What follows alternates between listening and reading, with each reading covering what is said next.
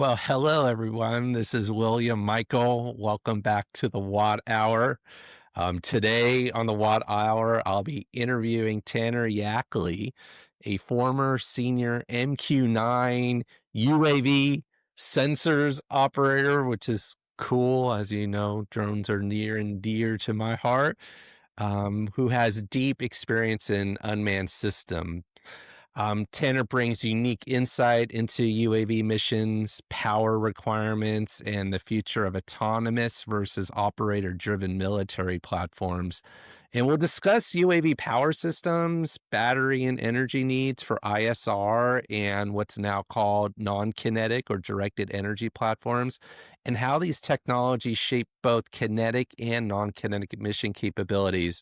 And then beyond his operational background, Tanner is also the founder of Remote Warrior LLC, soon to be transitioned into Remote Warrior Foundation, a nonprofit dedicated to supporting veterans. And we'll talk about that mission as well, especially somebody like me as a veteran that unfortunately um, has to deal with PTSD, thus the little angel behind my shoulder, and how veterans can better be supported as they transition from service into civilian and tech driven role. So, Tanner, welcome to the Watt Hour.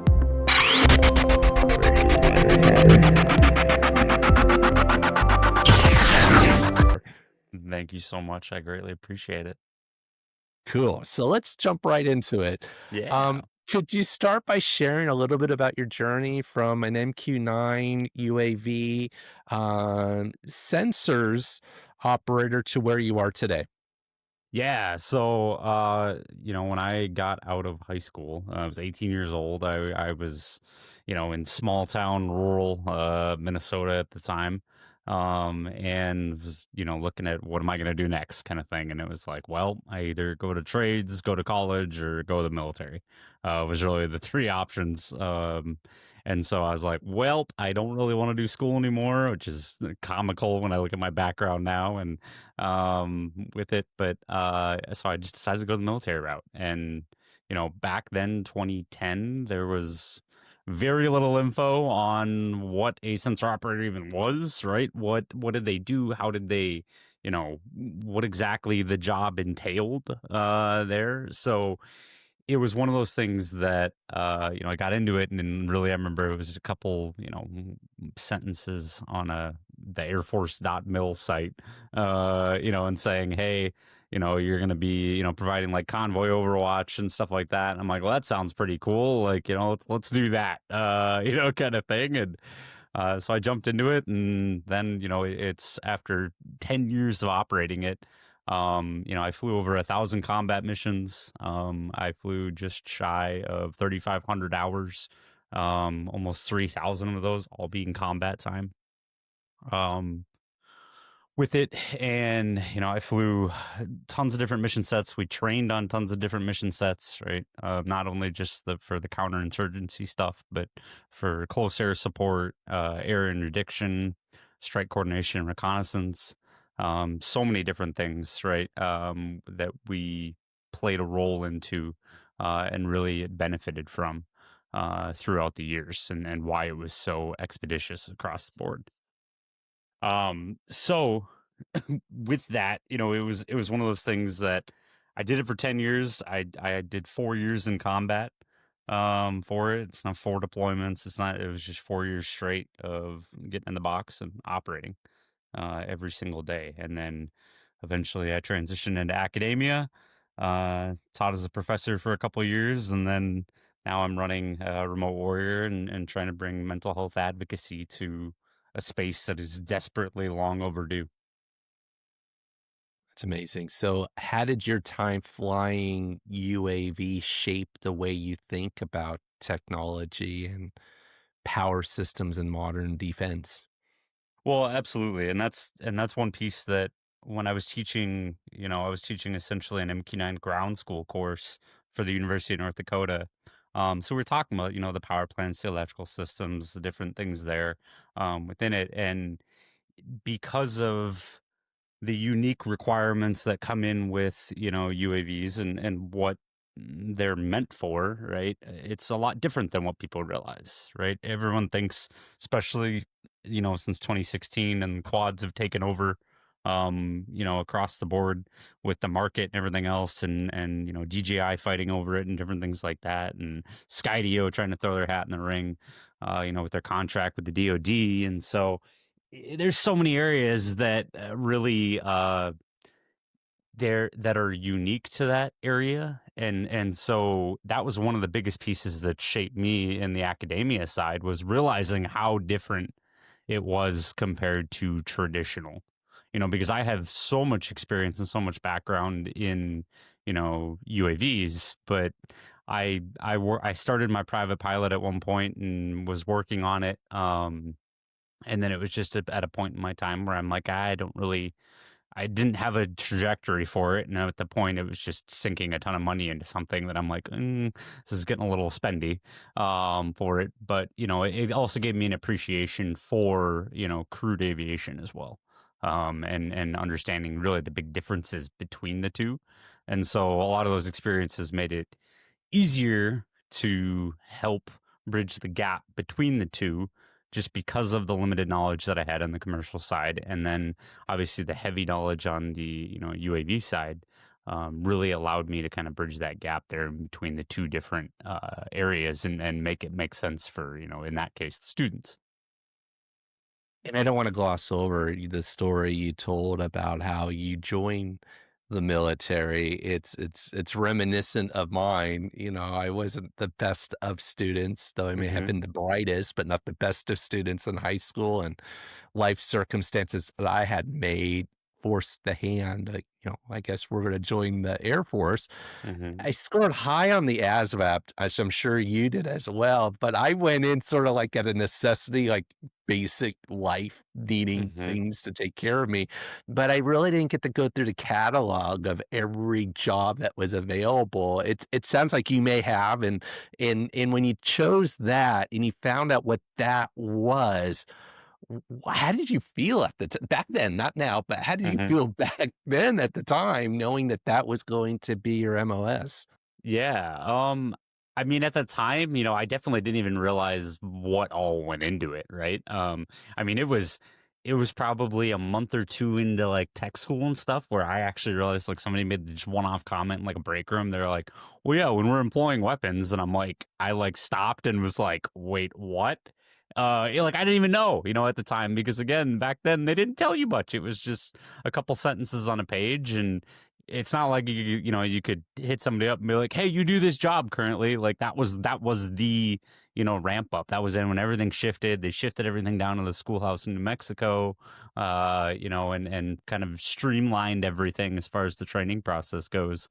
So there was so little about it, and like I said, it wasn't until like weeks into training and somebody made that comment, and I'm like, oh, and so at 19, it was just like, freaking sweet. It's like, I mean, I joined a lot off of, just love for the country, and different things like that, and obviously September 11th had a huge impact on me as a kid, watching that unfold. So that was really, the reason of joining. And then it was just kind of an added bonus that this career was so, what we call, tip of the spear, because it was just, I mean, you were really, especially in the teens, and even now, there's so many ways that they can be utilized, and so many different things that they can bring to the fight, and or bring to, an application standpoint as well. Operational experience, what are the biggest pain points UAV platforms face when it comes to power and endurance? Yeah, obviously the biggest thing, they're very unique, right? Everyone thinks that, especially like when you're talking about like military, UAVs, there's so many different mission sets, right? So you might be, and this is the hard part for planning and when you're talking about power, right? A perfect example of this is back in the teens, at one point, they didn't have any type of alternator on the aircraft, right? With it. And so what we were finding is where we were operating, was, was a handful of hours away from our base that we were taking off and landing from.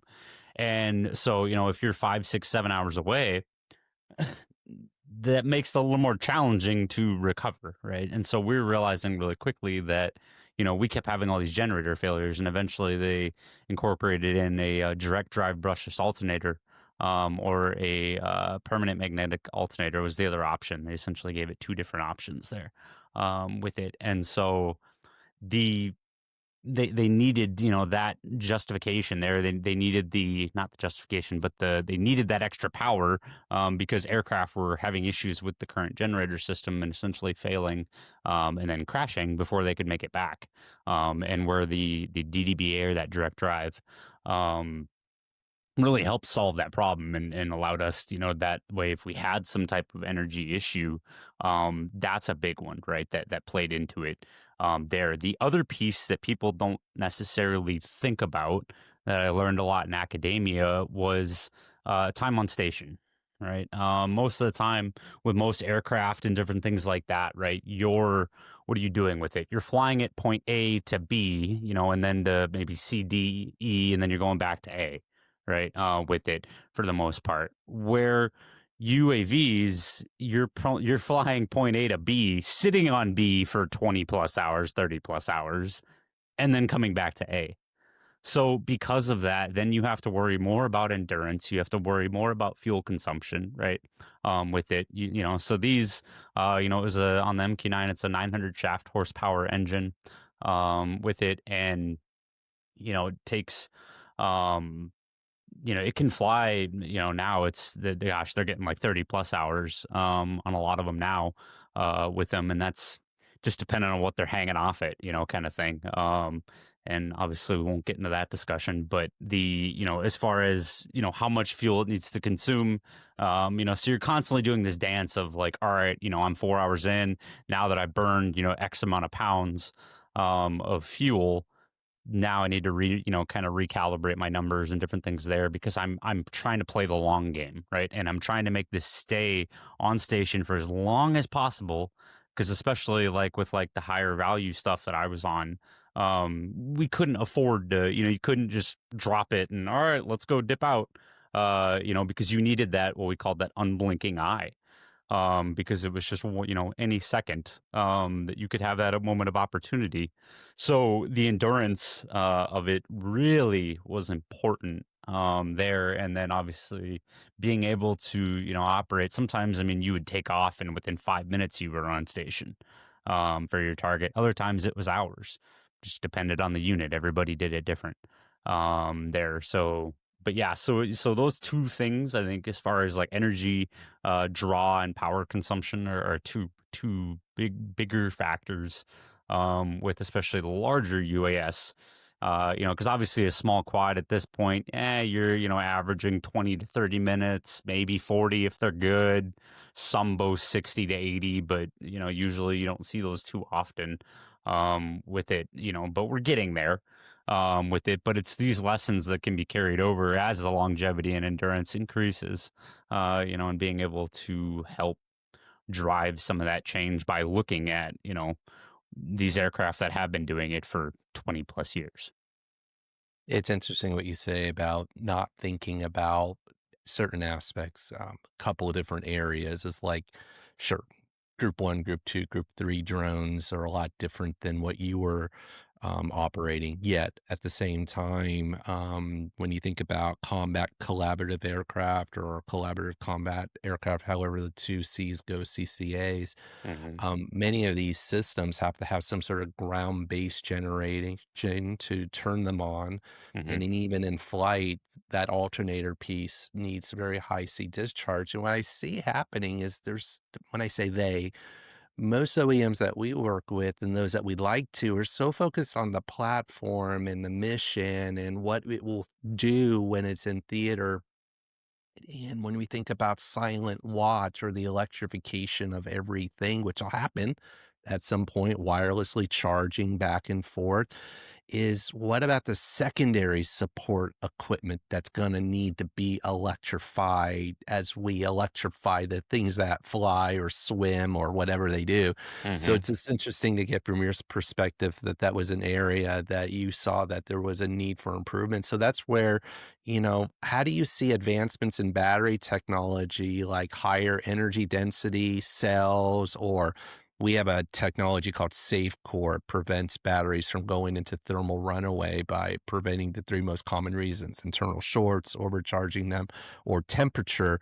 So these safety features. So, or modular packs. How do you see this shaping the future of UAV missions? Yeah, I mean, just like, back in the day, right? Early 2000s, late 90s when we were running the first Predator, we learned a lot with it. And there's a lot of lessons learned that, we realized one real quick when we had frickin' Bin Laden under the crosshairs that we are like, oh crap, but we had no missiles on board. We need to weaponize this thing. Same thing goes with the, similar theory in the battery consumption realm too, right? Because for larger, UAS, there's always you're tying that battery consumption to something, right? That's your backup power. That's your, powering external systems, like you said, and the more you start adding right onto these, and we're already seeing that with smaller, commercial, group 2 and 3, 1, 2, and 3 UAS, is that they're starting to go, okay, what can we add onto them, right? Whether it's for nefarious activities like adding, like mortar drop harnesses, or, hey, just delivery, different things like that with it. You still have to worry about that power consumption, worry about that power draw, because now I have to have, just like you said, I have to worry about, am I pulling from the same system or am I pulling from two different ones? Because as we know, batteries are not light by any means. And that's really the biggest, one of the biggest limitations. Hell, even when I was studying it 10 years ago for my undergrad, I remember that, still being a conversation, and it still is, obviously, right? With it, and why electric propulsion hasn't fully taken off yet, in my opinion. With it is obviously just the simple issue of weight with the whole thing. And so then you have to start realizing, all right, which types of systems am I running on my aircraft, and do I need two different power sources for them, or do I need one, right, within it there? Because the answer isn't always going to be the same, right? This isn't going to be a one size fits all. And especially when I was, even when I was teaching counter UAS, that's obviously a huge area right now. Um, it's similar thing, right? Everybody wants to have their own, put their name on it and put their own process on it, but it really just depends on what that end goal is and what that end mission is for the aircraft, or in this case, the UAS. And being the small UAS, you have a lot to worry about, especially from a manufacturing standpoint, with needing to recognize I can't just slap one power system on this and be okay, because it depends on what I'm doing, how big my aircraft is, what now any little, 1 ounce of weight, anything like that added in is now cutting into your endurance. Which is literally your moneymaker in that case, right? With it, the less battery swaps I have to do, the less things I have to come down and refill, the less processes that I have to manually intervene, the smoother the application and the quicker for, whatever the production is, or operations being done, that it can be more fluid throughout. And the consumption of the battery usage, or power usage especially, plays a large role in that, because you're having to, there's that trade-off of literal weight when it comes down to it. And whether you're wanting to add something or take it away, you've got to do that balance, and you've got to really have a balanced trade-off there, so you don't either literally cut your flight short, or I can have the longest flight in the world, but I have to drop a whole bunch of tech off the UAS or something like that because it's too heavy, or it's too much of a power draw, for it, because I have, X amount of requirements that I can only sustain so many systems. There's so many, so much voltage, etc. With it. So that's a difficult one, because we're in the age of all of that technology evolving, but also in the same time, in this realm of like, oh, we want more, more, more, more, more, right, with it all. And that's where I look at the military applications from 10 years ago, because we were in the realm of we want more, more, more, more, more, right, with it. And so it's trying to have that balance so you don't rush it too far, and then literally make more work for yourself in the long run because you're starting to cut corners on via production. No, that's great. And because you talked about counter UAS, Hmm. which comes in the form of like high power microwave or laser. And I don't know if you know this. I mean, most of the laws in the US are written where law enforcement and local, state, and federal cannot react to drones because the laws haven't been updated. But with Hmm. that said, when they are, counter UAS is going to be huge. And as you know, counter UAS with high power microwave or laser is going to require DC Hmm. output, which means you need cells that have very high C discharge rates. We have cells that do like 60 to 100 C discharge, which is phenomenal. So, since you mentioned counter UAS, which ties directly into this directed energy and next gen Hmm. capabilities, directed energy weapons are demanding in terms of both pulse power and thermal management. From your perspective, how ready are current UAVs or UASs to integrate these types of systems? Yeah, and that's one where I mean, especially you look at like the touching on more of the counter UAS aspect of that, nobody is. I mean, it's like I said, we've been dealing. I mean, ISIS really put the stamp on it, right, in 2016 with starting to use them and things like that, and that's where jammers started getting used, and different things there, and like literally people didn't want to leave the wire unless there was a jammer, going because it was just such a problem, with it, and so again, you've got a trade off of you've got a ton of regulatory issues with it that you mean in 5 years of me being in that space, um we haven't moved an inch on, and yes, there's been guidance and things like that that have come out, but the other piece that nobody realizes with that is there's a ton of regulatory issues with the FCC with that, as well, and because of that, I don't even know if there should be some type of committee discussion with all of those players to really drive this forward to make sure it's done correctly, because there's a lot more regulatory pieces than people realize with it, which can obviously provide its own challenges because you get enough red tape and then you just get in your own way, with it as well, but that's going to be the hard part too, for seeing what truly we're going to need for requirements and different things there, because we see it all the time, right, in manufacturing and different things there where progress gets in its own way because of regulatory guidance and different things there.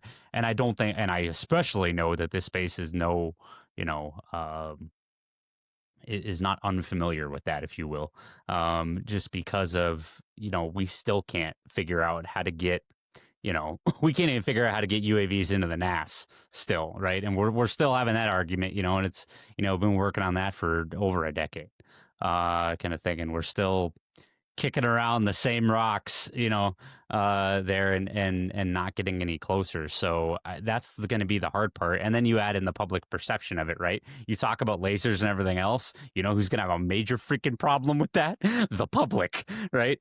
With it, because no one's going to be like, oh, hey, yeah, let me just launch this laser out of my backyard to shoot this drone down, with it, because again, you're shooting. What happens when it goes beyond that? What happens, when you don't have a way to make sure that that is completely safe, right? Which is why everyone you see is in some test range in the Southwest in the middle of nowhere, right? With it, but what does that look like as far as more built up environments, there? Because again, then you've got this dance of regulatory, you've got public perception, and then you've got all the way down to what you're talking about, which is just, do we have the capacity for the technology to be able to operate in that manner? So it's a lot of things that have to marry up, in my opinion, with that are going to everyone's gonna have to get really cool about a lot of stuff real quickly for that to be able to, be to really see, especially with anything to do with like microwave energy or lasers, to be more common knowledge, if you will. And until that, I think it's still gonna be hard. It's gonna be a hard area to truly break into outside of obviously like DoD contracts and different things there. With it, there's always going to be a time and a place for it. There's always going to be, defense contractors and stuff like that, that are looking for it. So it's not like it's a dead end area by any means, but just the commercial application side of it, I think, is going to be a hard sell, and one that like I said, a lot of areas are going to have to be on the same sheet of music to be able to truly push the regulatory guidance, and then the public perception as well, with it all, because everybody freaked out enough 10 years ago when small UAS came on board and was in everybody's backyards, and everybody's freaking out and losing their minds with it. And and that was with a little small quad. um we start making other things more commercially available, it's gonna cause more issues there. So it's hard. I think that's personally, and this is getting a little off topic, but that's personally the biggest stifle to like technological advancements, is you have to always fight the one thing that you don't realize, which is the public perception of what you're doing and what you're putting out there, which is not something that's easily controlled and or manipulated, too. And so, you can have the greatest idea or the tech in the world, but if the public hates it, you're dead in the water before you even start, kind of thing. One of the things that will probably fast track this is the Golden Dome. And Hmm. so a few weeks back, I attended the whole Huntsville industry launch of this, and Lockheed's Aegis system, their C2 command and control battle management platform will most likely run it. But what caught my attention is not only the non-kinetic and kinetic, and being able to utilize assets in space, high altitude, but low altitude, even integrating it into buildings and infrastructure across the homeland, is how do you prevent shooting down a passenger aircraft? Hmm. Is it an actual kinetic, or is it an actual pass? So to your point, there's a lot of regulation that's going to happen. And I just think of all those lights in the sky that were on the East Coast. We Hmm. know those were drones. Hmm. Speculation is that they were something else. But I think that's where you're going to see the fast tracking of all this. So when you think about the Golden Dome from your perspective, I've often said in contested space where you may have anti-satellite type platforms destroying satellites in low Earth, mid Earth, or high Earth orbit. Um, how does the stratosphere play into that, especially with high altitude platforms and platforms like the MQ9 potentially serving as sensor platforms to deal with either systems in space that no longer work, or systems, on the air? And if you can talk a little bit about, I believe it's called the Great Eagle, Hmm. which is the ability to replicate GPS without the dependence of GPS satellites.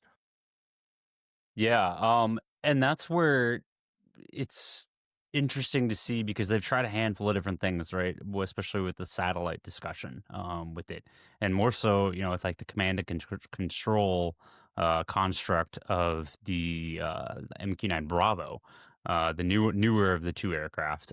There, this one's got a little bit bigger wingspan than the classic MQ9 Alpha. It's MQ9 Alpha's got a 66-foot wingspan. The Bravo's got a 79-foot. There with it, and it's got a lot more to do with like radars and different things there. It's got a maritime radar, which obviously, is becoming more and more of an interest. What's happening, across the world right now.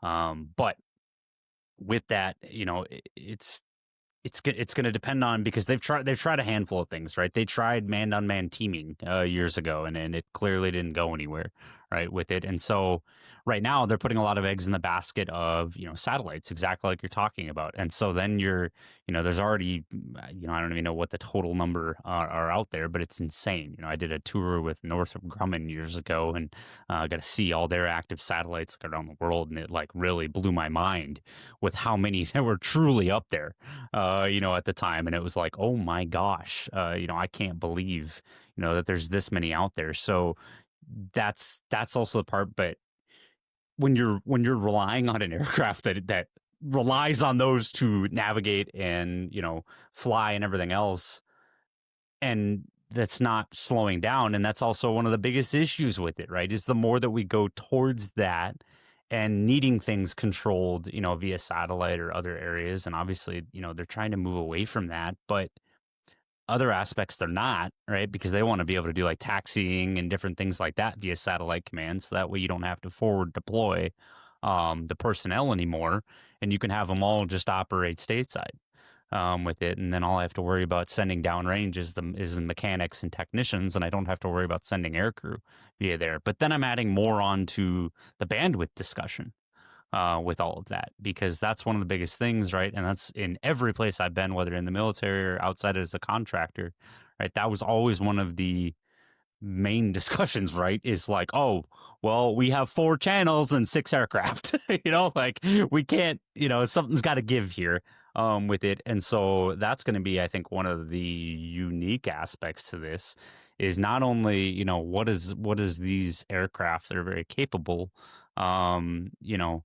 what's their role going to look like in that area, but at the same time, the more that we start putting up and especially like commercially, right, especially if we get anything larger there, the bandwidth discussion is going to come into play real quick with it. And and the more satellites you're putting up, the more you're eating away there. So it just depends on really where we shift there, but I think that's going to be a really interesting one, right? And we're already seeing that with AI and different things there with it, and just the realizing, oh shoot, we need to store this stuff, right? And because all these aircraft, and especially with this, everything's recorded, right? Everything is, you can record every single screen and stuff like that, and you can push the live feeds out places, but you've got to have the bandwidth to be able to do that with it. And so the more noise we put into that space, and the more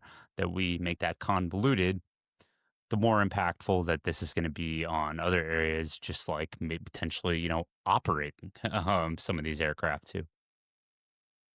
Yeah, so that's what I've called big data bottleneck latency, sensor Hmm. overload in a sensor fusion world, but yet at the same time, you only have so much bandwidth. And so as an advocate, a technologist whose last company prior to ALE was all about edge computing, is how do I get that edge computing into the hands of not only the warfighter, the squad, and the platoon, and then how do we have fixed and mobile edge nodes stationed in theater around the world, similar to the way we use beaconing of aircraft for traditional aircraft. That's a huge topic to unpack. And Hmm. but from your perspective, little did I know I'd find the guy, as I've been talking about big data bottleneck latency, especially with the Hmm. global hawk. You witnessed that firsthand. Yep. And all that data has to make it from the platform to some sort of situational awareness on the ground, and then it Hmm. also has to make its way from theater back to the home line. That's Hmm. just like a whole new generation of systems needs to be built just to deal with that in today's world, correct? Absolutely. Yeah, because you're pushing it to a rover feed on the ground, right? That some JTAC or anything like that is having, and then you're pushing it. I mean, if I have, arguably if I have an internet connection, right, I could push a feed anywhere in the world with it, just off the address, for it with it there. And so exactly that. You've got to have the tools involved to transmit it. You've got to have the tools involved to store it as well, right? Because you're going to probably use that at some point, and that's used a ton right? Is because obviously the more that we can visually acquire, the better. Than having to sit there and look at ones and zeros and everything else there. If we can go, oh yes, this matches in this way, it's going to be easier. But again, you've got to have the infrastructure to be able to store all that too. At the end of the day, and when you're and we're not talking about 20-minute video clips here either, right? We just talked about 20, 30 plus hours. I mean, our squadron operated around the clock, 24/7, 365. There was, unless like it was literally like a monsoon from hell, there wasn't really a reason that we'd ever wouldn't be flying, kind of thing. And so, again, all that data needed to be stored, all that data needs to get transmitted, pushed, for whatever reasoning there. And that's another aspect to this, that not just the bandwidth discussion, but then the data management as well that goes into it.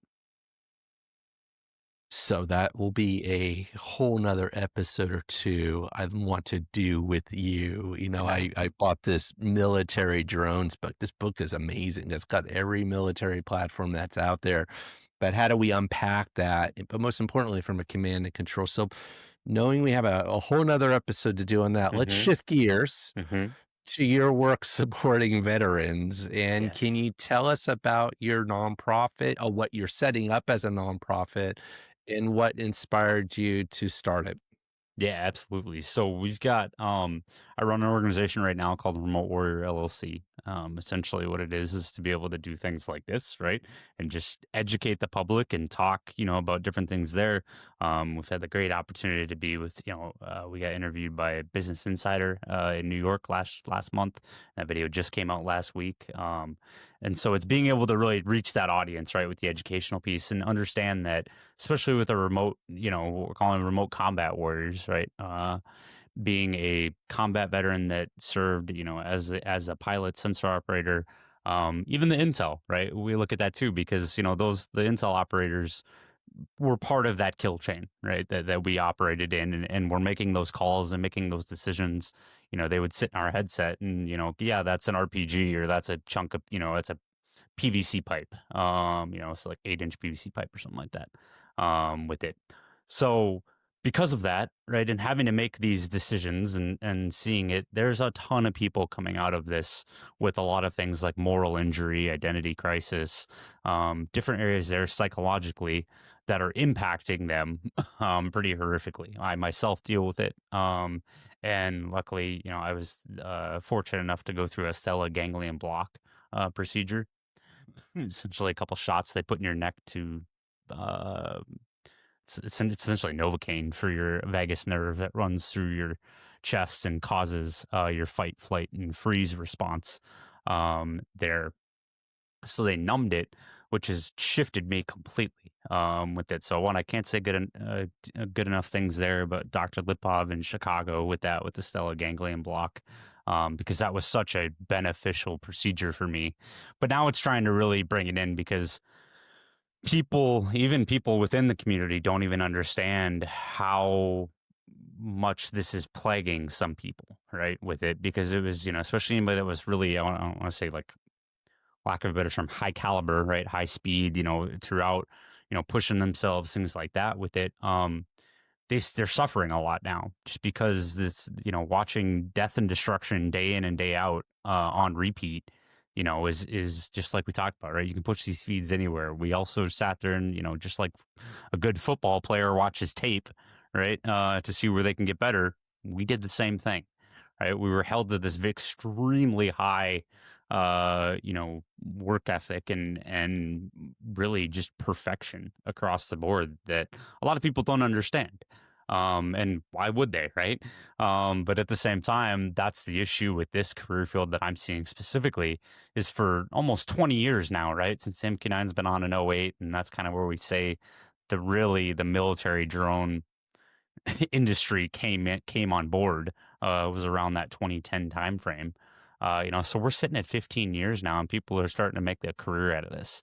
And I can tell you, the ones that are suffering, because there's just a lot that goes into this. And when you look at the things individually, it doesn't seem like it's that big of an issue. But it was the shift work we were on every single day, right? It's the missions that we did every single day. I mean, I flew over 1,000 combat missions in 4 years. Usually that's like a 30-year fighter pilot career with something like that.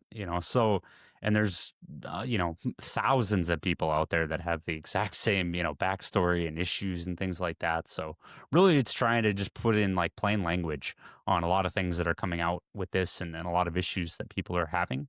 And then trying to find solutions that truly work there. So we've created different things like guides that just put plain language into it. This is our fog of war guide here. And then we've got all the way down to I got so sick of dealing with panic attacks that I built it's called the panic pack.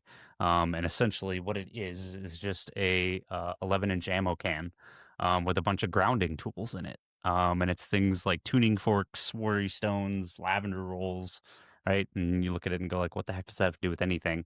Well, when you're in the middle of a panic attack, right, your brain is trying to kill you the entire time and tell you all these horrible things. So it's a way to be able to get this stuff out there and pull you out of that and go, hey, silly lump of meat up here. We're not wherever you are right now. We're right here. All right. With it, and pull you back in and reground you in the moment. Because I just got so sick of the answer always being like, if you look at anybody that deals with them, it's like, what do you do? And it's just like, I don't know. Like you're just, everybody just has the same reaction. Just like, I just kind of deal with it, and there's no like true, repetition for it. So, we've created that. We're working on some environmental modifications too, to be able to have, essentially your own like therapy room in your home. So that way, if you deal with that, your nervous system can go, oh, hey, I'm in this room. Cool, right? I'm good, kind of thing, with different things there. And so you see like the little salt lamp in the corner back there, that kind of stuff that we're messing around with to see. And the purpose of that is that you could walk into a room if you were having one and have like an Alexa tablet or something on your, desk and say, hey, panic mode. And then it does things like draw the blinds, turn a fan on, turn a diffuser on, turn a salt lamp on, right? All those things that in the moment your brain doesn't remember to do, right? With it, or whatever. It doesn't want to sit there and run through a checklist and remember, oh, why isn't this working? Whatnot, kind of thing. So it's really just about alleviating that cognitive thinking throughout the process and pairing it with things like our panic packs that give you the environment and the tools to be able to pull yourself out of that and really help navigate it better. And we've got a mobile version that, like, for people on the go, traveling, stuff like that, that we're working right now to throw in a little Molly pouch. Um, with it, I'm just working on like shelf stability for extreme heat and cold temperatures with the whole thing. But yeah, so we provide those. The whole reason for the foundation and the nonprofit version is we provide the panic packs and the fog of war guides to any remote combat veteran at no charge. We have a sign up list for it, and the second we get the donations that fill it, I turn around and ship it out. It's literally all this stuff here is all the stuff for the panic packs. I just go through and pack it up, and ship it out to any remote combat veteran in need. And obviously, one day I would love to be able to get to a point where we can send them to anybody, kind of thing. But it's just kind of start with that community and be able to get them there. And then in the next month or two, we'll actually have them available for purchase on our website too, which is just remotewarriorllc.com there. And you can find a lot more info on it there as well. Yeah, so the fog of war and Angel for me was finally making the realization that I could have a service animal whereby I was struggling with having to self-medicate and have to deal with that fight and flight and being stuck in situations where you can't think Hmm. clearly. And for you, from a combat perspective, I think what the general audience doesn't realize is that we're on this planet. It's a fairly small planet. It's somewhat insignificant in our own galaxy, let alone in the universe. And we live such a life of, I don't know what to call comfort, perhaps here in the US, that Hmm. right now on this planet, on another part, is all this conflict going on. And people like you are either worked in that and came out of that, and then to come back home to this world. And a lot of the audience may have watched SEALs on ABC, and Mhm, you have the Jason Chases of the world, Captain America. mhm, But I think about in your profession and what you came out of, to see that many combat missions and to then have to process that. And so the mhm, fact that you've tapped into this is amazing. And so, like, for you and this foundation is, you touched upon the unique challenges that veterans face that are transitioning from UAV operations and defense into civilian life. If somebody knows of somebody, or even somebody is listening to this that perhaps was in that line of work, what are some of the things that they can do right now to start addressing that, and how are you there to support? absolutely. So that's where we've got not only the Fog of War guide, but we've also got 9 other guides that we've built there. So we've got guides for spouses, we've got guides for family members, we've got guides for people transitioning out of the career field.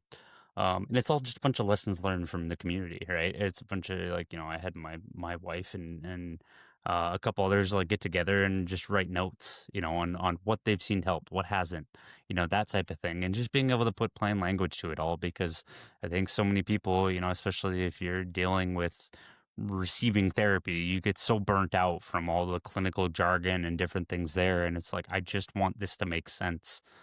So that was really the approach with the whole thing, is trying to make it kind of a non BS, straight into the point guide there. So, if somebody does have a family member or a spouse or they themselves, we have so many different things on the site that I'm sure we can get linked for it, and be able to have all those guides out there with it, and be able to help. And then, like I said, if they deal with panic attacks, we can get them one of those too with it as well. So and then we also have a Discord community called the Reaper Room with it, that we've got things. I think we're getting close to like 150 members in there with it. So it's growing every week, and so even just having a place of community, right? You don't have to be an operator to be in there. You don't have to be a pilot or a sensor operator or anything like that. You can just be a family member or a spouse or something like that, if you're just trying to find a place that you can talk with others there. And then we post updates on our socials and different things like that all the time as well.